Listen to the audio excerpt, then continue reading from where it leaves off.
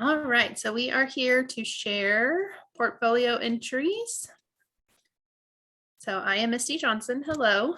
For this week, I did create a memo for the 3rd through 5th grade ELA TEKS, the training session that I discussed in my previous assignment. So it goes right along with the foundations of instructional design and constructivism using the same learning goals.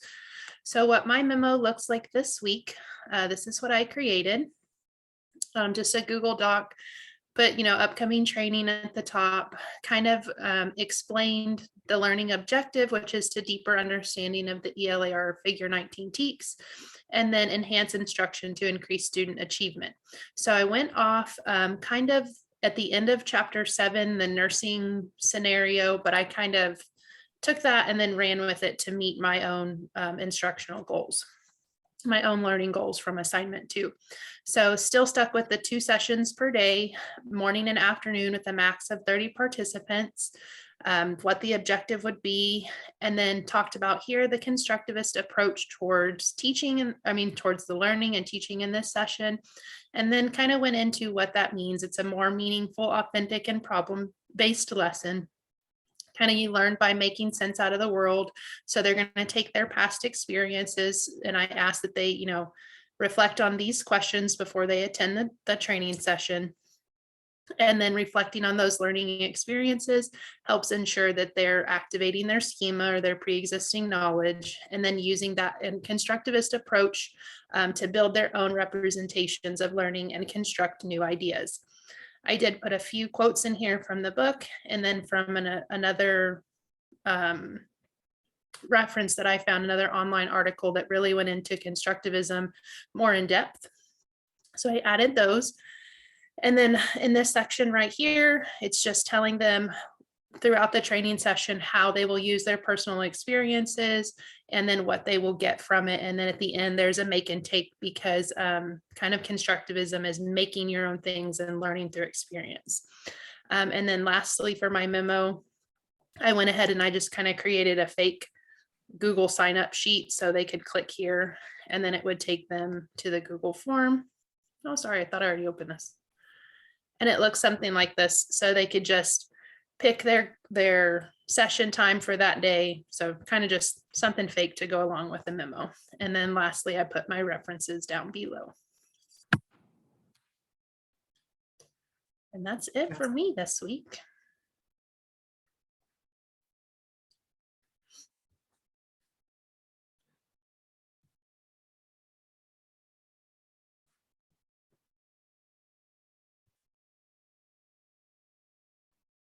Sorry, I had to get unmuted there. I'm Savannah Payne, and I will be giving you an overview of Portfolio 3. Portfolio 3 was a curriculum redesign challenge. I decided the platform that I was going to use was Prezi.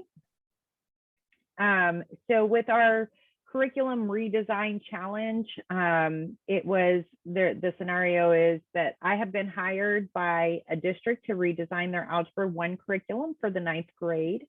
The district wants a curriculum that will align with the goal of STAR 2.0 to create critical thinkers with long-term transferable knowledge and skills. The district feels that just providing students with skills, practice, and test strategies is not enough for students to learn. So here's the challenge. Develop a new curriculum based on the learning sciences. There are 4 questions that will be addressed today.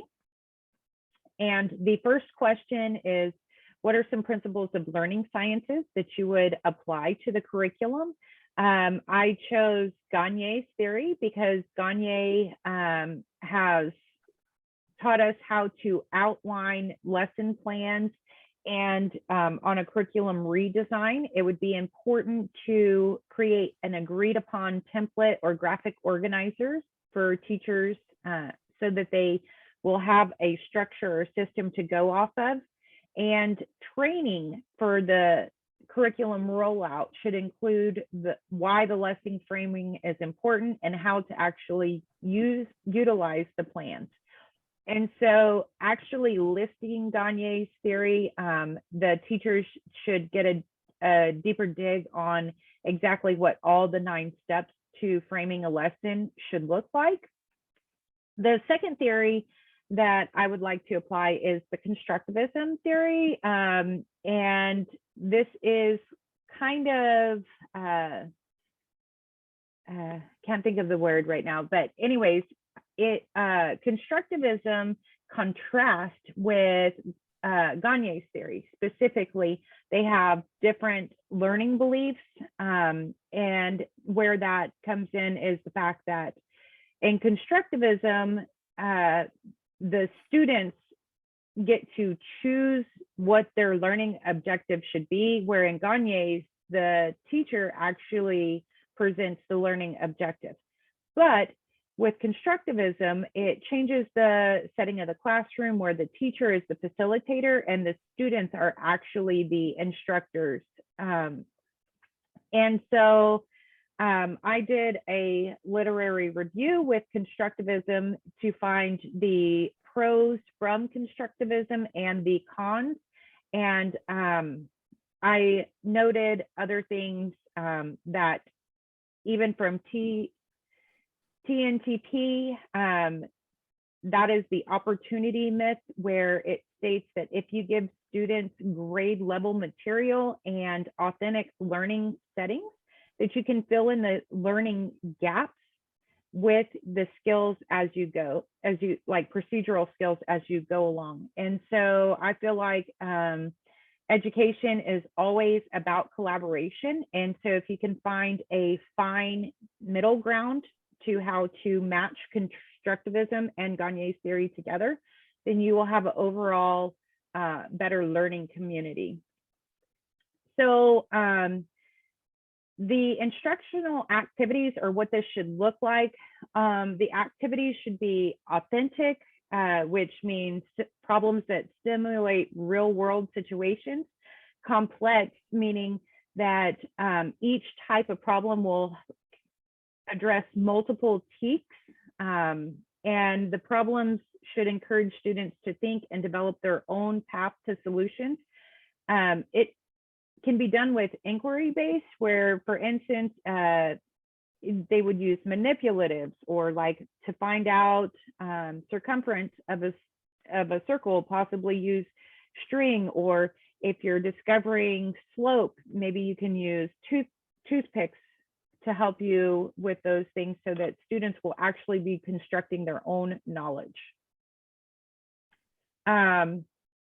So the learning environment, which is the actual classroom, you need to have a good balance of motivation, volition, performance, and strategies. I feel like if you can get students motivated, then they will perform probably more than 43% of the time. But so how would you design the learning environment? First of all, the Flippin Group, they have done an excellent job throughout the state of Texas. I have visited at least 9 districts in the last year that are actually implementing Capturing Kids' Hearts, where you start the environment by starting the day off, tell me something good.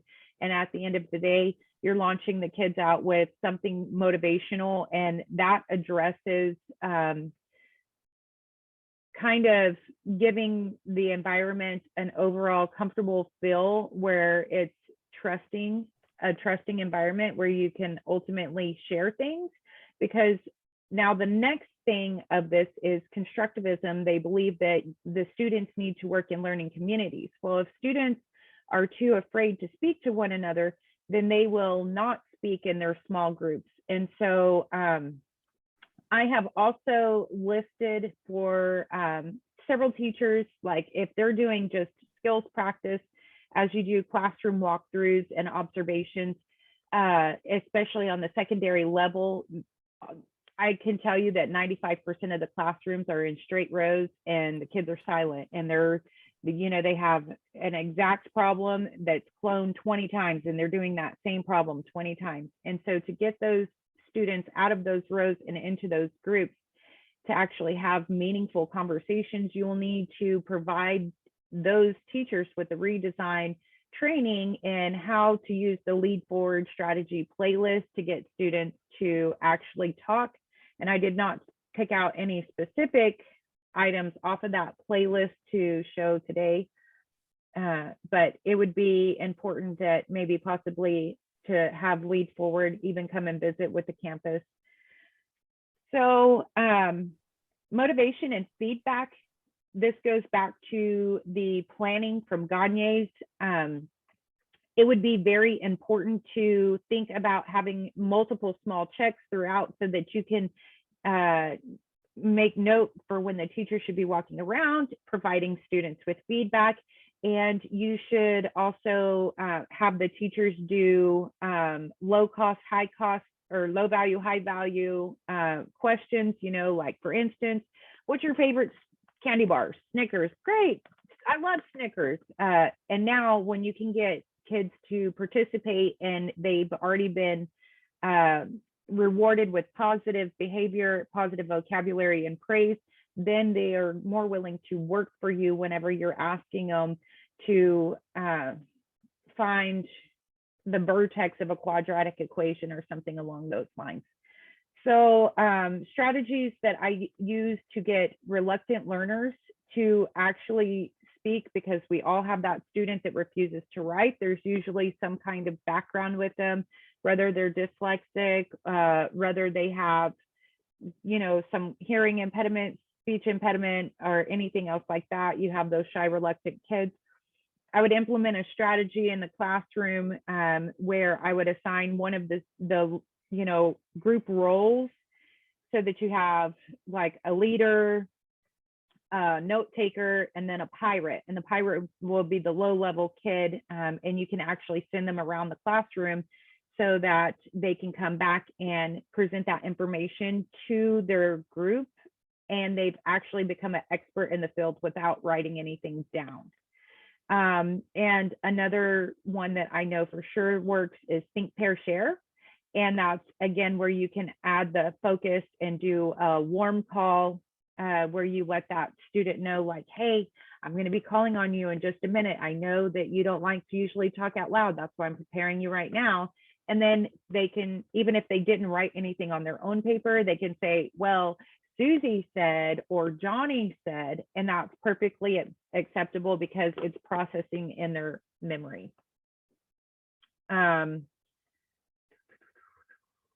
So the learners' roles are listed here. You want to encourage learner ownership by highlighting the relevance of the problem, grant learners the main responsibility of knowledge achievement, provide opportunities for social interaction, for that group work, for the discourse.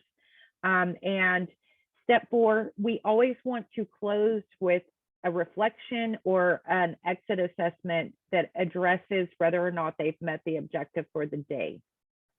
The instructor's role, which this is hard for a lot of teachers, is to emphasize being a guide on the side. Oftentimes teachers are so used to the direct lecture method that they are afraid to let the students have control because they're afraid that a student might not say something correct. And that's where you would have to go back and talk about your strategies again, where you know right is right. Focus on deep engagement rather than the coverage of the topics. If you can get one rich problem and provide that to your students that hits 7 teaks, then you don't have to spend 7 days specifically on that individual teak to keep moving forward. Step number 3 is always going to be when you are engaging, you're doing your lesson opener, that you want to always recall background knowledge so that you're pulling out that schema or that information that you need for the day. And then to include more research about the differences in the classroom, what it would look like from traditional role to now. Buffalo University has done a full research and has a lot of information on there for how that should look, even though I did not quote any of their information today. And so my conclusion, again, it's based off of the fact of when you pull the best parts of Gagne's structure and outline, and you pull the best parts from constructivism and you blend them together, overall, you will have a better learning experience for our students. And these are the citations that were used in the making of this presentation. So thank you very much.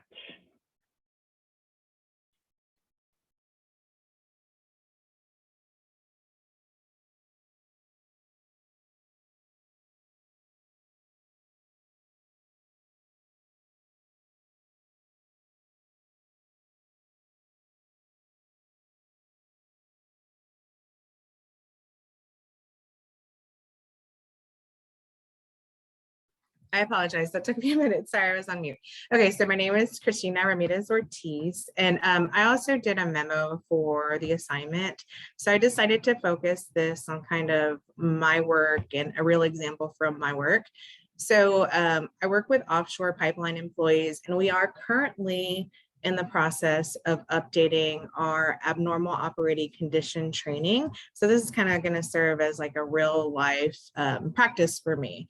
So FEMSA is who we are regulated by, and they are constantly kind of changing the regulations. So in turn, we have to change our training.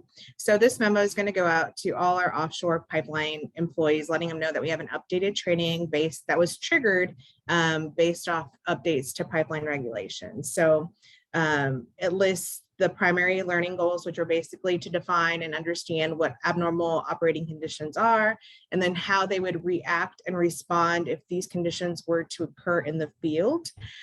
So this is going to be learner-centered and also focused on the approach of constructivism. So there is a quote here regarding it's building upon existing knowledge that you're going to use. And the reason I picked this is because it's an active process in which it's peer focused and also like group focused. So there was going to be a group activity that occurs in the training. So there's basically going to be two parts. The first is just going to be a film with a facilitator, because the facilitator is not really an instructor, as the students are more teaching themselves and teaching other students. So the first part's going to be the film. And the second part, what we're going to do is, because it's activity based and they learn by not only like using their brains, but also using your hands. It's going to be very hands-on, in which we provide real world scenarios that could occur on a pipeline facility. So what we want them to do is to be able to reflect on their previous experience, like if they had a release or if there was an emergency, and how they reacted in that scenario, and to bring that to this training. So they're going to work in groups and build upon that previous training and kind of train each other. And then once they're done in their teams, we would bring them in front of the class to discuss the results with the entire class. So it's really them teaching the class and not the instructor. One of the goals of this teaching is that they are actively involved and they take initiative in their own learning experiences. So what we want them to do is be prepared for that by answering these questions, like how do you define an abnormal operating condition? How long do you have to make repairs after certain scenarios? And then what would be the process to notify individuals in the event of an emergency? Just helping them like start and be prepared for the class. So I decided to do constructivism because the way that we have training now for AOCs, everything is just computer based. And I feel that students really don't trigger any previous knowledge, and they're not being fulfilled. So I feel like doing a real hands-on scenario like pipeline, you're actually responding to the release, you're calling people and letting them know, hey, this is a drill, but still walking through the scenario. So you have some type of experience in the event to this were actually to happen. Okay, that's all I have.